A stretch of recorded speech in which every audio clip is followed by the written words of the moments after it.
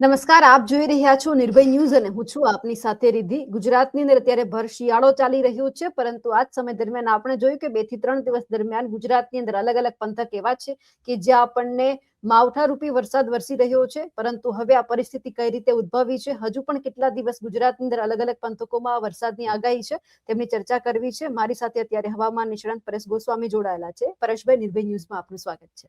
નમસ્કાર પરેશભાઈ, શિયાળાની અંદર આપણે જોયું કે માવઠું આવ્યું છે, હજુ કેટલા દિવસ વરસાદની આગાહી કરવામાં આવી છે અને આમનું કારણ શું છે?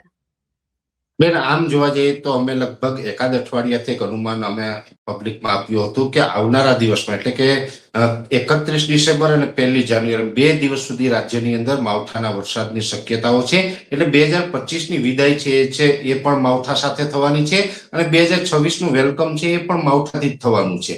આમ જોવા જઈએ તો ગ્લોબલ વોર્મિંગની જે અત્યારે આપણે અસર જો વર્તાઈ રહી છે, જેને કારણે આપણે ચોમાસા દરમિયાન અતિવૃષ્ટિ થાય, કોઈ જગ્યાએ અનાવૃષ્ટિ થાય, કમોસમી વરસાદ પડે છે. આવું સતત 2-5 વર્ષથી જે આપણે આ અનબેલેન્સ થયું છે જે હવામાન, એ આપણે આખું ખોરવાયેલું છે. એટલે વેધર સાયકલ જે ખોરવાયેલી છે એમાં પણ અત્યારે આમ સામાન્ય રીતે જોવા જઈએ તો આ જે અત્યારે જે સિઝન છે એ વેસ્ટર્ન ડિસ્ટર્બન્સની સિઝન કહેવામાં આવે છે. ઉત્તર ભારત ઉપરથી જે વેસ્ટર્ન ડિસ્ટર્બન્સ પસાર થતા હોય ત્યાં સ્નોફોલ થાય ને એને કારણે જે આપણે ઠંડી આવતી હોય છે.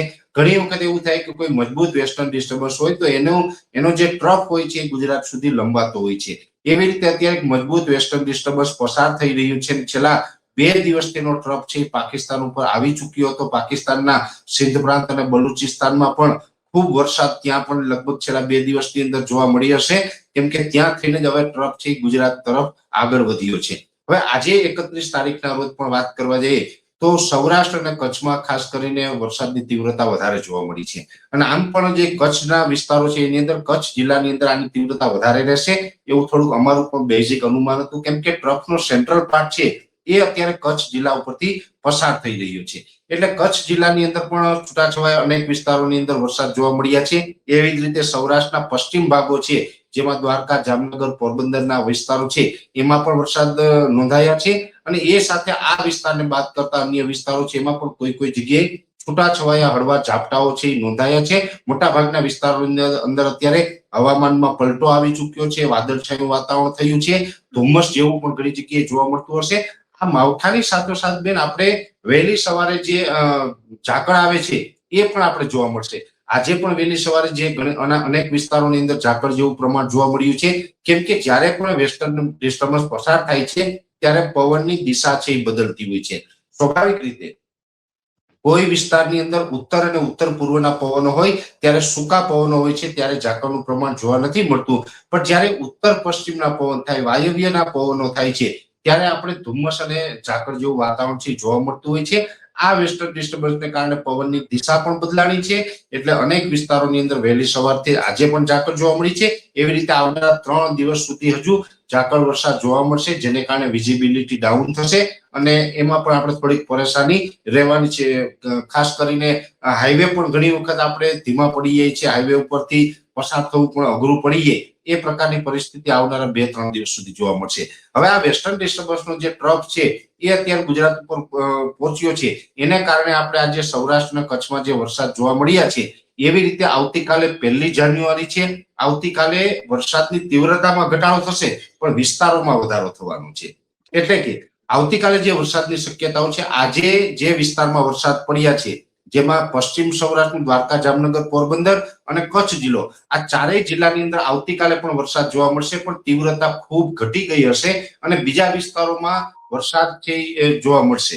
જેવી રીતે જોવા જઈએ તો સૌરાષ્ટ્રના બીજા વિસ્તારોમાં જુનાગઢ હોય, ગીર સોમનાથ છે, અમરેલીના ભાગો છે, બોટાદ કે ભાવનગરના વિસ્તારો છે, એમાં પણ છૂટાછવાયા હળવા સામાન્ય ઝાપટા જોવા મળશે.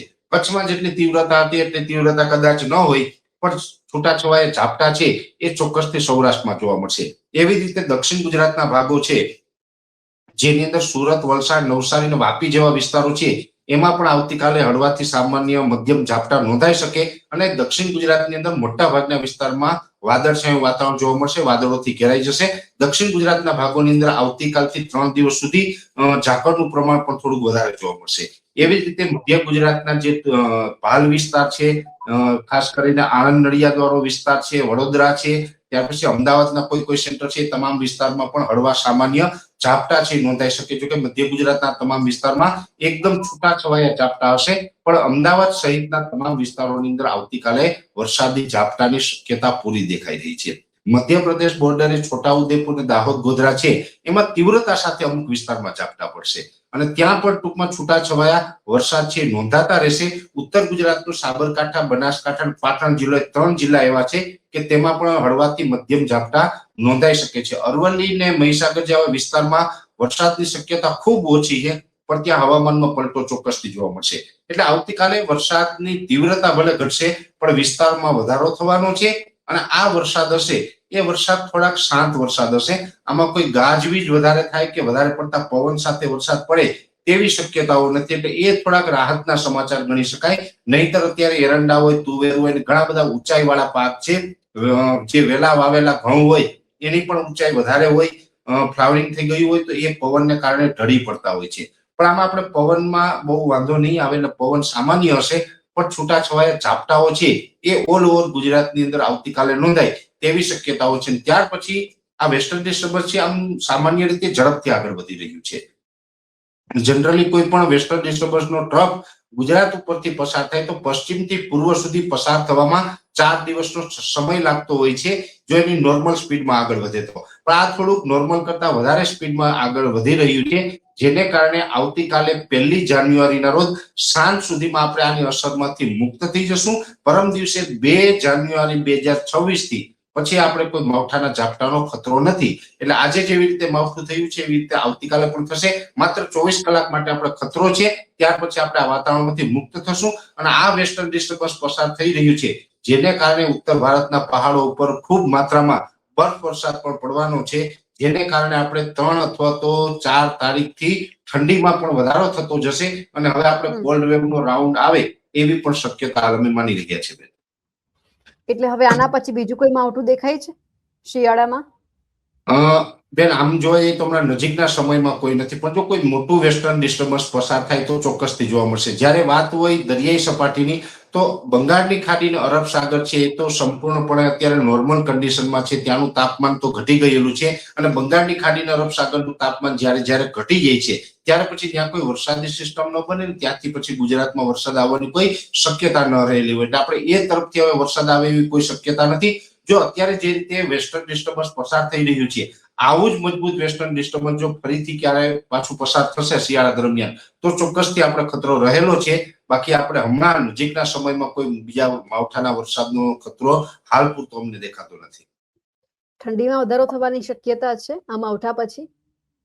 ચોક્કસથી છે. એનું કારણ છે કે આ માવઠું છે આપણા વિસ્તાર ઉપરથી જે ટ્રફ પસાર થઈ રહ્યો છે, એટલે આપણે જે 850 HPA લેવલ અને 700 HPA લેવલનું જે હવામાન છે એ નોર્મલ કરતા થોડુંક ગરમ છે, એટલે આપણે અહીંયા બરફ વરસાદ ન થાય. સ્વાભાવિક રીતે આપણે જ્યારે પણ આપણું જે હવામાન છે એ હવામાનમાં સામાન્ય વરસાદી ઝાપટા પડતા હોય છે, પણ જેવી રીતે પહાડો ઉપરનું જે હવામાન છે ત્યાં થોડું ઠંડક વધારે પણ છે અને ત્યાં જે વેસ્ટર્ન ડિસ્ટર્બન્સનો સેન્ટ્રલ પાર્ટ હોય એ ત્યાંથી પસાર થાય એટલે ત્યાં ખૂબ માત્રામાં બરફ વરસાદ થશે અને સ્વાભાવિક રીતે આ વેસ્ટર્ન ડિસ્ટર્બન્સ પસાર થઈ જાય પછી અત્યારે જે ઉત્તર પશ્ચિમના વાયવ્યના પવનો છે એ પવનની દિશા પણ બદલીને ઉત્તર અને ઉત્તર પૂર્વની થવાની છે અને ઉત્તર પૂર્વના પવનો ફૂંકાશે, ત્યાં અત્યારે બરફ વરસાદ પડશે એટલે બર્ફીલા પવનો છે ગુજરાત સુધી પહોંચે એટલે આપણે 3 થી લઈ અને 2, 3 કે વધીને 5 તારીખ સુધીમાં રાજ્યની અંદર વાતાવરણમાં ઠંડી જોવા મળશે, પારો છે નીચો આવી જશે અને આપણે કોલ્ડ વેવનો પણ કે અનુભવ થાય તેવી ઠંડીની શરૂઆત ચોક્કસથી થઈ જશે.